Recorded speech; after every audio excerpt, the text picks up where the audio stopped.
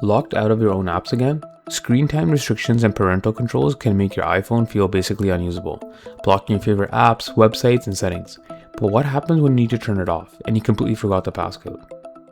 Don't panic, stick around, because in the next 2 minutes I'm going to show you a completely legitimate, built-in trick to bypass that 4-digit code and disable screen time entirely. Let's get your iPhone back to normal. Open your settings app. You can scroll down to find the screen time menu.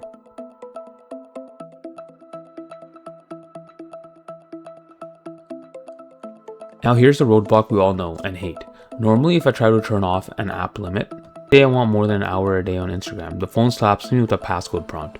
If you don't know it, you're stuck. The same goes for content and privacy restrictions, which can seriously limit what your phone can do. So how do we get around this? Hit the back button to return to the main screen time settings.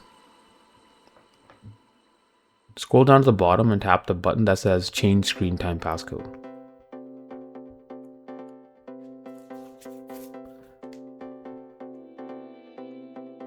A pop-up will appear. You don't want to change it, you want to kill it. Tap turn off screen time passcode.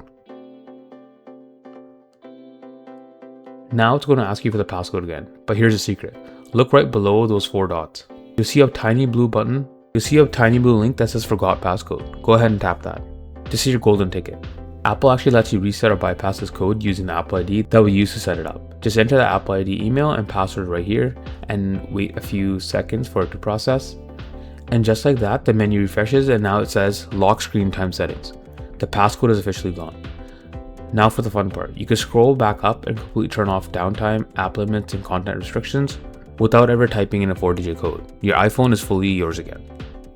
Ever wonder how to reset any iPhone? Check out this video now.